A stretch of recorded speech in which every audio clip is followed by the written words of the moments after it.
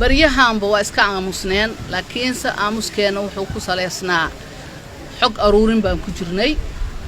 حقها سوء dhibaatooyinka ka dhaca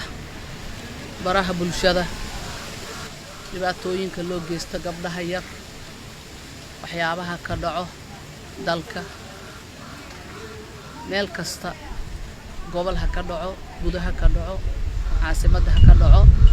mar walba waxaan u taaganahay dhibaatada soo gaarto haweenka iyo carruurta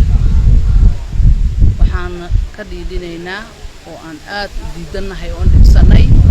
waxyaabaha soo noqnoqday arrimaha baraha bulshada maalmahan ka socday gabdho yar yar iyo wiilal yar yar baraha bulshada isticmaalka sida qaldan loo isticmaalayo run ahaantii wax aad noo dhibay ayay noqotay baraha bulshada waxay leeyihiin faa'iidooyin badan faa'iidooyinkooda haddii laga faa'iideysto wax kasta laga baran karaa oo fiican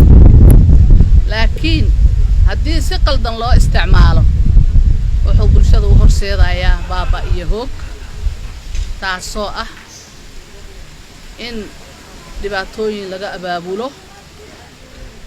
oo fidna laga abuuro la faafiyo dhibaatooyin loo geysto gabdhaha yar iyo wiilasha yar yar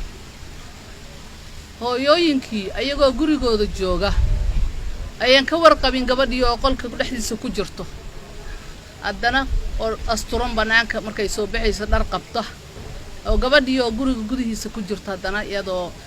si kala ah ama qaawan banaanka in la soo bandhigo hadhow la yiraahdo lagu rakaateeyo inta wax laga duuduubto la yiraahdo hadalkayga haddaad yeeli weyso waxaasan soo dhigaya hooyo kasto waa inay ka warqabtaa carruurteeda inay wacyigelisaa guwaabisaa u sheegtaa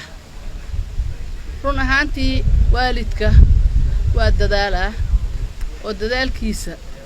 haddana haddii loo daba maro waxyaabo qaldan waa dhacaan mar walba caalamkay ka dhacdaa Soomaaliya kaliya kama dhacdo